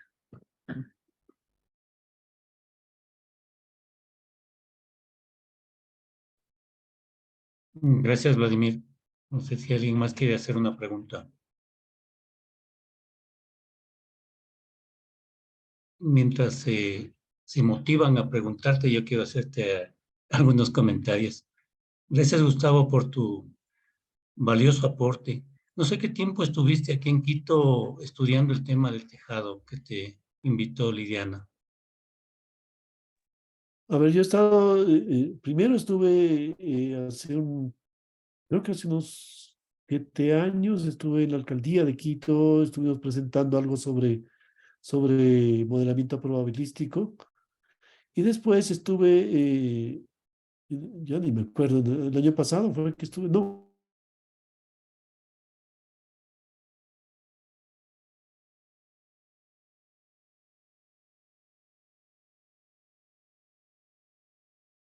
es que con lo del COVID uno quedó loco con el tiempo.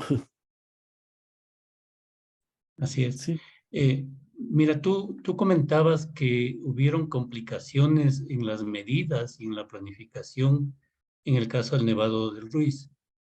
En base a tu experiencia, ¿cuál sería tu comentario? ¿Qué es lo que nos recomendarías como planificación urbana en el tema del tejado de esta quebrada que tuvo recién el deslizamiento? ¿Qué medidas piensas tú serían adecuadas? mira, primero tratar de recuperar el modulador de los flujos superficiales, que es el bosque, ¿sí? Entonces, pues hace que todo, o sea, una lluvia intensa, pues alguna la ayuda a que vaya hacia las aguas freáticas y otro que se evapotranspire, reduciendo así el flujo superficial. Entonces tienes una primera medida de mitigación, más que de mitigación, de reducción, ¿sí? Eh, Hay cambios de pendiente que se hacen, pues que también es una obra ingenieril, ¿no? De hacer las graditas ahí, cambiar pendiente, pero si van a venir rocas que pueden venir, como las que mencionan, ¿sí? Pues las que menciona Hugo, eh, pudiera, pero hay que hacer un diseño muy responsable, tratar de parar esas rocas arriba, con alguna estructura, o sea, hacer un tamizado, ¿sí? Eh, Esos desagües que hay ahí a la entrada, parecería que son diseñados para agua, para inundación de agua. Entonces, eso se tapona muy rápidamente.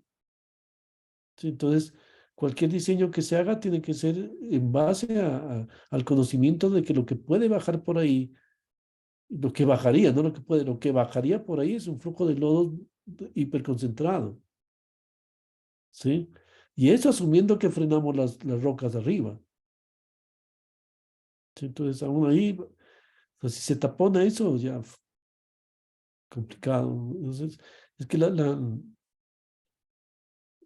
esa y hay otra por ahí al otro lado de la universidad, ¿no? También que puede estar aportando. O sea, eso amerita un estudio muy detallado de ver qué se puede hacer, ¿no? De, de- de sentarse y sentarnos, pues, ya me invité Y estás invitadísimo en realidad.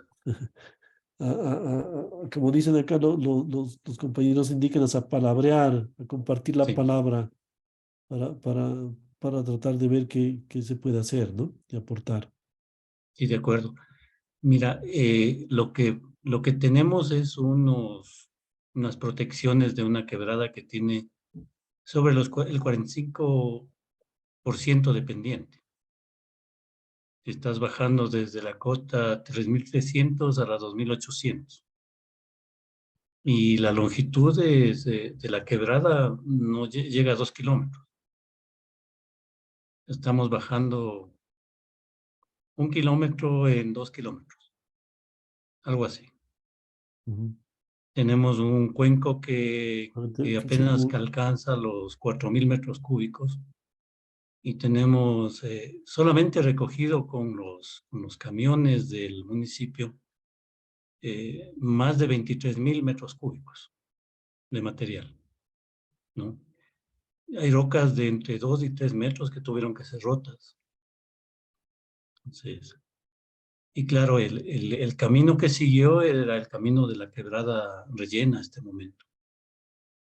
No hay otro camino de acceso a los barrios. Ese justamente es el camino de acceso. Entonces, claro, ahí hay mucho que hacer en términos de planificación urbana y creo que lo que tú dices es adecuado. Esta debe ser una tarea muy responsable. claro. Ahí no sé, estudiar al principio un canal abierto o algo, no, pero, es difícil, ¿no? Arquitectónicamente también es difícil hacer. Entonces, se puede aplicar ideas, pero que cruza justo por parte de la ciudad, pues, es bien complicado. Así es. Fausto, por favor. Bueno, sí, a la luz de esta conversación, efectivamente, más allá de lo complicado que puede ser el diseño de obras de infraestructura para mitigar el riesgo y el reto que debe ser precisamente para soportar este tipo de presiones, también tenemos que indicar que siempre va a haber una incertidumbre, o sea, el riesgo no solamente se lo puede mitigar, y el problema es que, y lo que se da muchas veces con las medidas de mitigación, es que pueden crear falsos placebos. Es decir, imaginémonos que en el Cotopaxi construimos algunas obras de mitigación, entonces posiblemente ya el mercado inmobiliario va a comenzar, más allá de lo que se decía, ¿no? Que puede desviar eso a otra población, a otros cursos que no estaban planificados, también puede generar precisamente una densificación y promover el desarrollo debido a que en principio está mitigado ese riesgo, pero el alto nivel de incertidumbre de las amenazas que estamos hablando, siempre va a haber la probabilidad de que algo suceda mucho más allá de lo que nosotros entendemos sobre la problemática de esta amenaza, hacer que precisamente construyamos más riesgo. Es decir, vayamos represando el riesgo y como nosotros no entendemos muy bien porque no sabemos efectivamente cuánto deshielo va a salir del Cotopaxi o efectivamente si va a llegar acá un deslave, un flujos de detritos con un periodo de retorno de 100, 150 años, 200, esas obras van a ser sobrepasadas y hemos construido el riesgo abajo porque hemos pensado, como ha sucedido en el pasado, hemos crecido detrás, confiados que tal vez esta infraestructura nos está protegiendo y lo que sucede en Agasca es un recordatorio de que la amenaza está ahí, que el riesgo está latente y que a eso nos hemos expuesto. Entonces, eso son medidas, como digámoslo así, que hay que considerar durante la planificación y que a veces es siempre lo más óptimo, llega a ser evitar la exposición a este riesgo antes de que esté todo el tiempo tratando de ver cómo se lo mitiga, se lo reduce sobre todo en este tipo de escenarios donde el costo el rendimiento de las inversiones llega a ser mucho más, rendimientos decrecientes, pues para riesgos mucho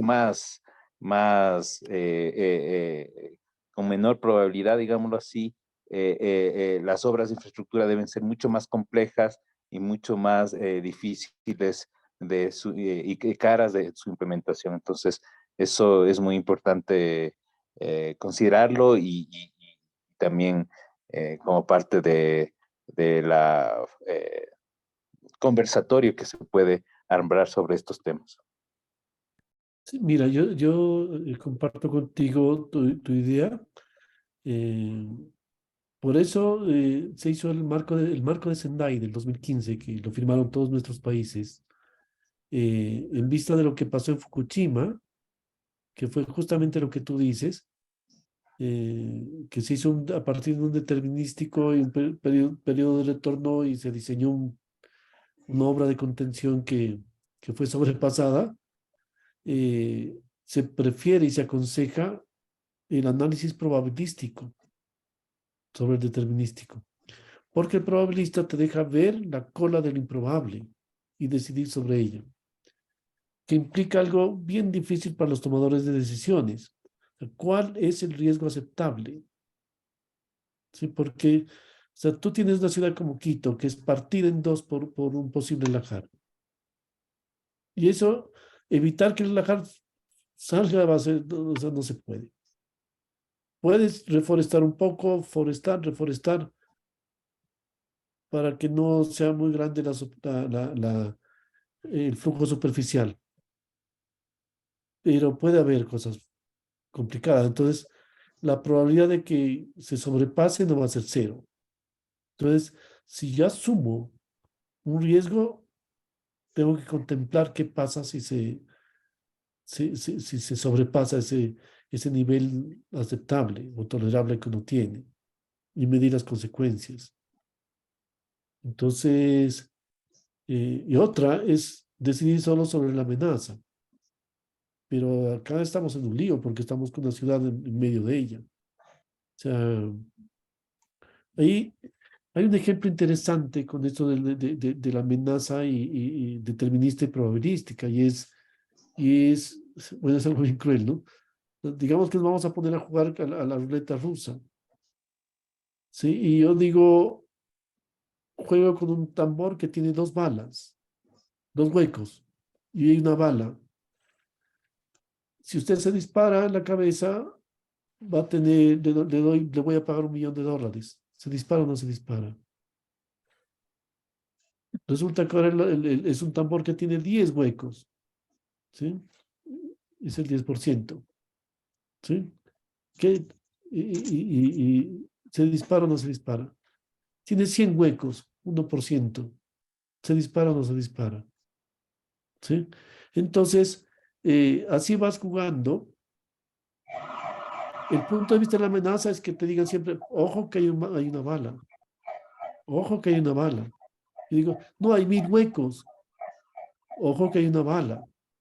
Entonces, a veces no se puede siempre decir, en el caso de Quito, es imposible decir no se dispare, porque va a haber. ¿Sí? Entonces, de todas maneras hay que tratar de mitigar un poco, pero no caer en lo que tú adviertes.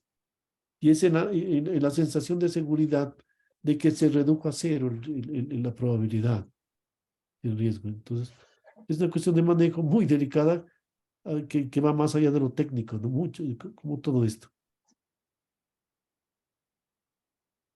Gracias, Gustavo. Liliana, por favor.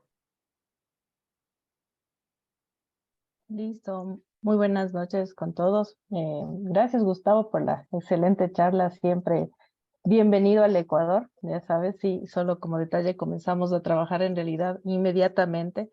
El flujo de lodo fue el 31 de enero y creo que un amigo que me ayudó mucho con dudas y compartiendo videos fue Gustavo todo el mes de febrero hasta que ya decidimos trabajar formalmente.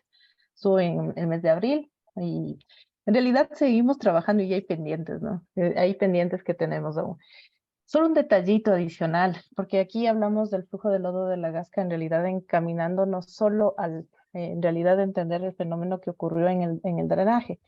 Sin embargo, ustedes vieron en el modelo que Gustavo nos indicó, ahí esa mancha roja, en realidad tuvimos varias sesiones de varias horas de discusión entre más de 10 colegas, porque recuerden que nosotros encontramos la escombrera debajo de la cancha, al este de la cancha, y eso fue un reto para poder trabajar con Gustavo, porque en realidad no podíamos comenzar desde el colector debido a la presencia del túnel y luego de la escombrera. Entonces, eso fueron cuestiones que se debieron considerar en todo este desastre.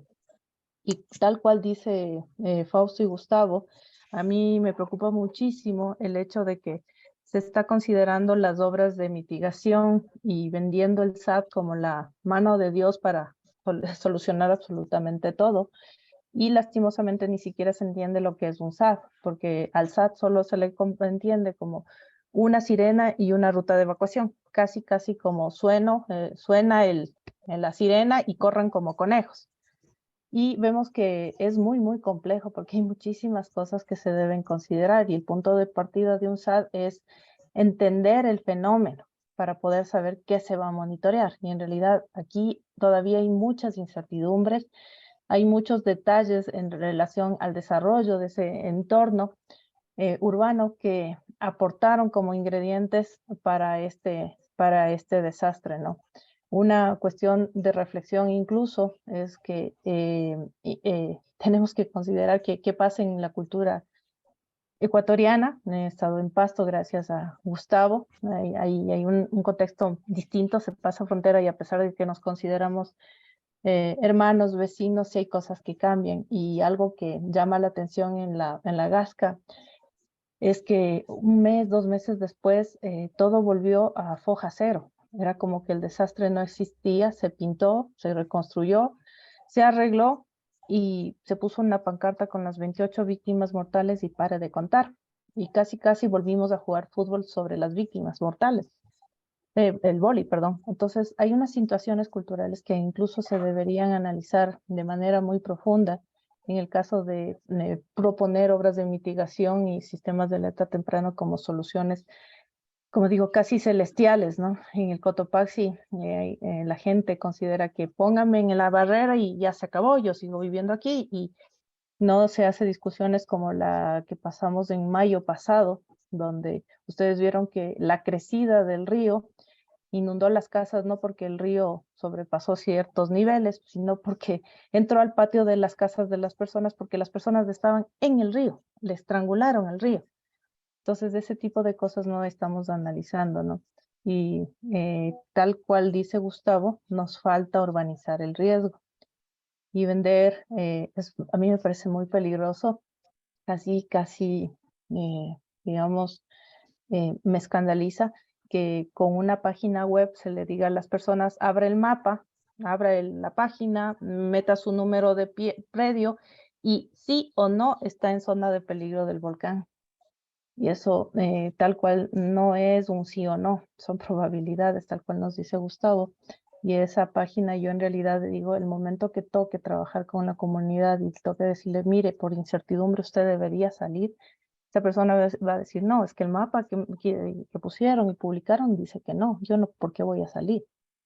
Cuando se trabaja de puerta en territorio, la situación es muy compleja. Entonces, los flujos de lodo, yo creo que nos falta mucho por entender cuando se desarrollan en contextos urbanos. Como dijo Gustavo, notamos que un desnivel de 5 centímetros ya hizo que el flujo de lodo tome la decisión de no entrar.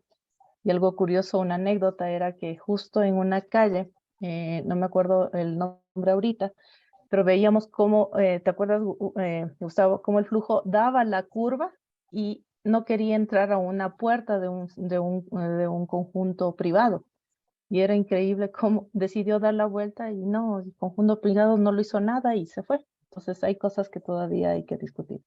Muchísimas gracias, Gustavo, y excelente a los organizadores de haberle invitado, porque sí, son temas que debemos reflexionar muy profundamente. Gracias. Gracias, Liliana. Gracias, Lili. A Luis y a Milton, por favor, vamos a cerrar a las 9 en punto este conversatorio. Entonces les rogamos, por favor, cierto control en el tiempo. Gracias. Adelante, Luis. Buenas noches con todos. excelente la exposición. Yo quisiera hacer un comentario por lo del Cotopaxi. Yo participé en la actualización de la última carta de riesgos de los lahares del Cotopaxi. Y eso iba a mi consulta, a ver si en el caso del Cotopaxi, por ejemplo, el índice de explosividad volcánica fue considerado en rango medio, el índice de explosividad de 4 en una escala de 1 a 8, que de igual manera el volumen considerado sobre el agua proveniente del volcán también fue modificada con respecto a la modelación de hace más de 20 años, en virtud de las mediciones hechas sobre la cantidad de hielo que actualmente existiría en el volcán debido al calentamiento global. Entonces, justo lo que dice Liliana también, yo he visto en el mapa ya terminado que hay, yo no diría errores, hay la incertidumbre en el modelo digital del terreno, en el modelo de altura, que obviamente se supone que en el modelo sigue una determinada cota, pero si el modelo tiene errores, que los hay, debido a la longitud de los mapas, existen errores o incertidumbres, digamos, en el modelo digital del terreno, y eso hace también que al mirar los mapas existan lo que está planteando Liliana. Es decir, en una cota que debería haber un alto riesgo, aparece en el mapa de que no existe ese riesgo. Yo he recorrido el campo y le infiero a que se debe a errores en el levantamiento del modelo de altura del terreno. Bueno, debido al tiempo, quisiera terminar ahí estos comentarios. Gracias, Luis. Por favor, Milton. Mira, eso de que es un poquito riesgoso decir que porque ya la cota de nieve ya no es 5.000, sino 5.300 por cambio climático. Es un poquito arriesgado. Mire lo que pasó en el Ruiz. La cantidad de hielo que derritió en el Ruiz fue muy poquita. ¿Sí? La cosa fue la erosión. Y fue incorporando material a la medida que bajaba en esas pendientes.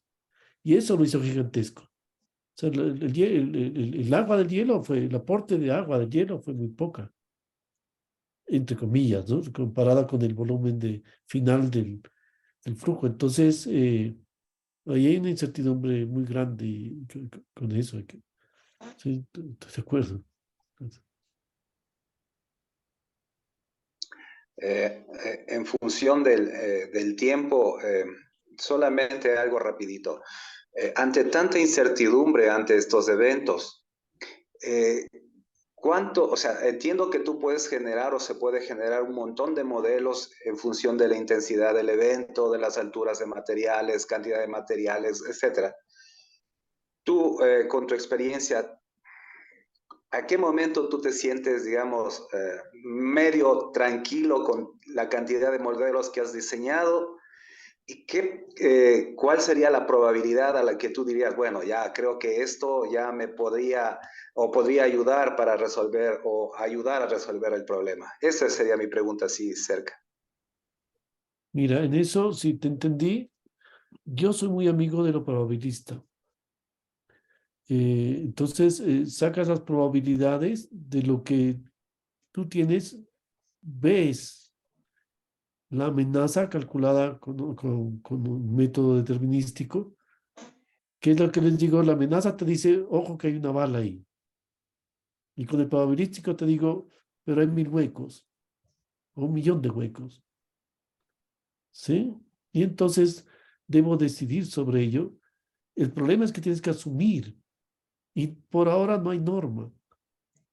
El marco de Sendai habla de eso, y no sé, no estoy seguro que, por lo menos en Colombia no. No se han atrevido a hacer un marco de referencia para decir, decida qué es el riesgo aceptable y qué es el riesgo tolerable y cuál es el no aceptable, el no tolerable. ¿Sí? Para poder prever las pérdidas posibles en caso de que se supere algo y diseñar.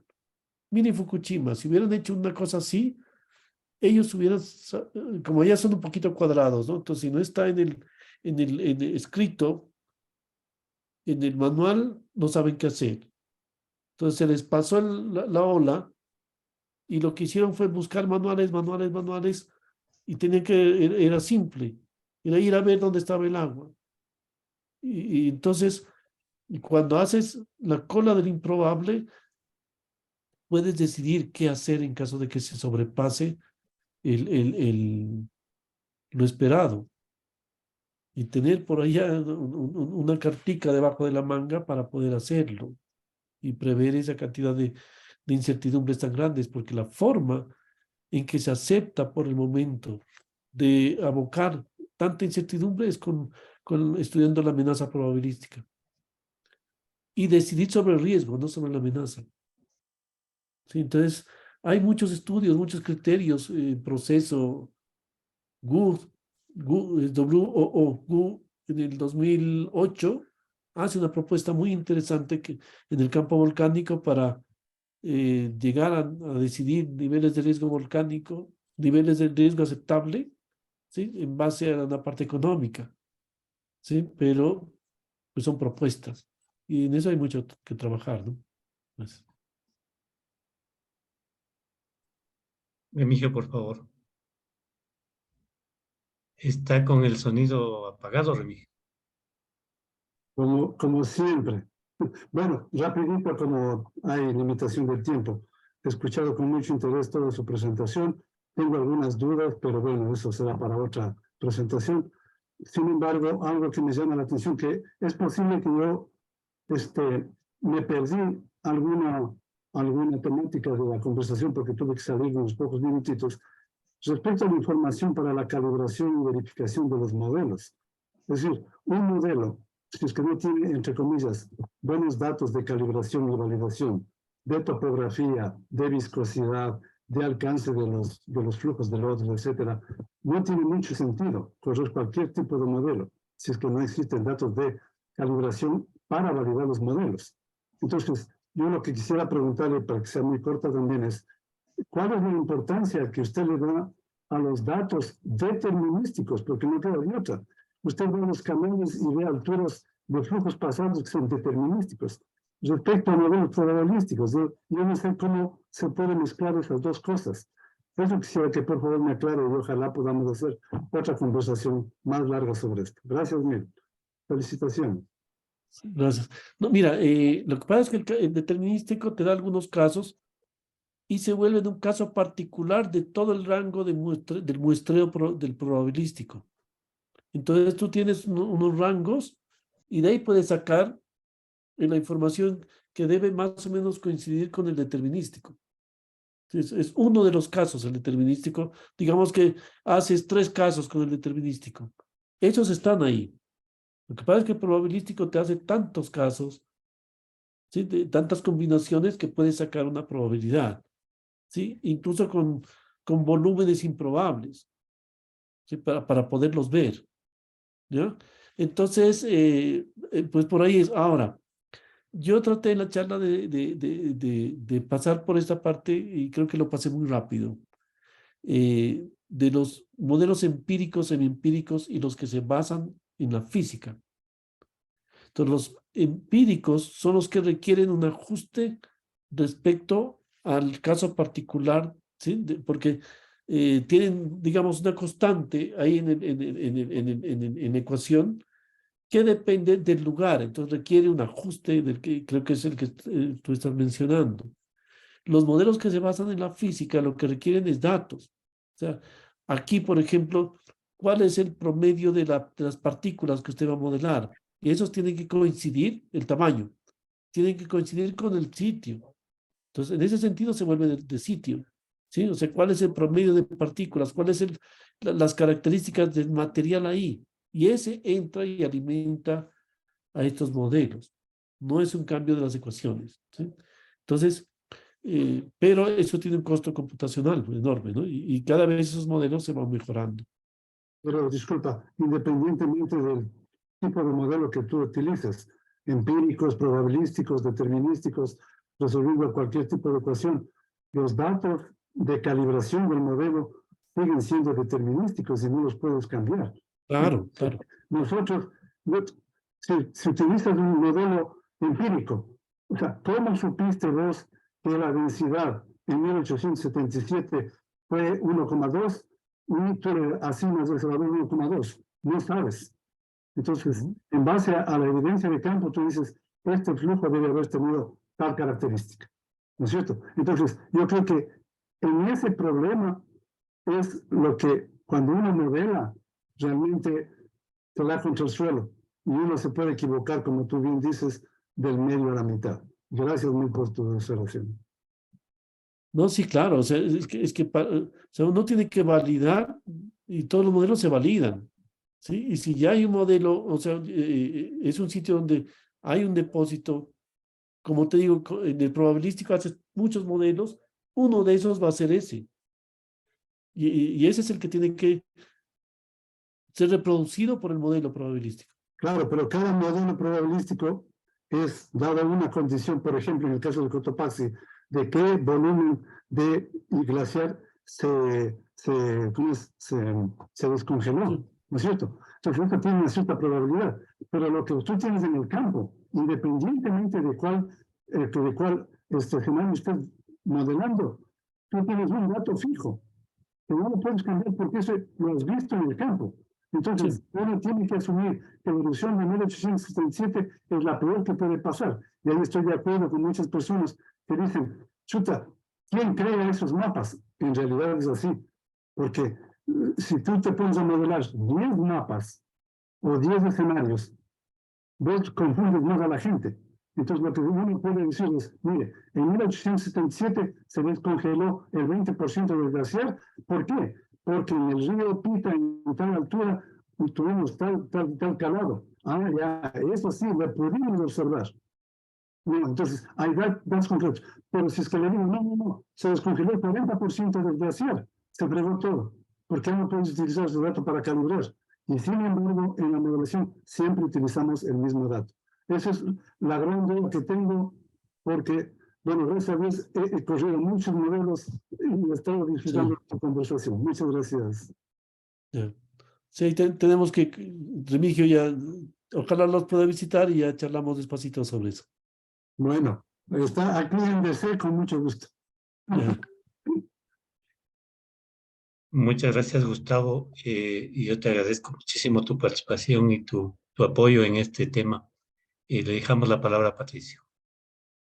Gustavo, a nombre del Grupo de Ingenieros Civiles y Ambientales de la Escuela Politécnica Nacional, agradecerte por esta exposición tan importante y por tu participación en estos trabajos aquí en nuestro país del Ecuador, este país hermano que lo consideres también como tuyo. Tendremos una próxima oportunidad para que puedas participar en otro diálogo con nosotros y te agradecemos profunda e infinitamente. Así que una feliz noche, un feliz Día del Padre en Ecuador y no sé si en otros países también. Espero que les festejen y por lo menos con una cervecita este domingo. Así que felicidades a todos. Esperemos el próximo viernes tener una nueva charla y un nuevo conversatorio. Un fuerte abrazo a todos. Cuídense. Gracias. Feliz Día del Padre a todos los papás y abuelos. Noche a todos. Muchas gracias. Gracias.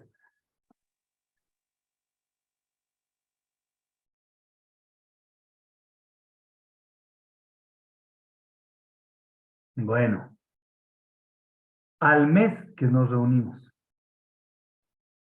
Así es, medio Cortito. largo. Se han bajado de la camioneta algunos. El mismo Gustavo estaba programado también anteriormente y al último rato me dice no puedo. Entonces, Así fue. complicado porque ya conseguir el expositor a último momento es difícil. Entonces, pero bueno, ahí le vamos dando. Así Chao, que, Patito. Gracias. cuídense. Buen fin de semana. Hasta De igual luego. manera. Chao, Vladi. Hasta luego a todos. Igual, Chao. Fernando, Patricio, Lucho. Chao, chao. Chau, chau. Pasen bien.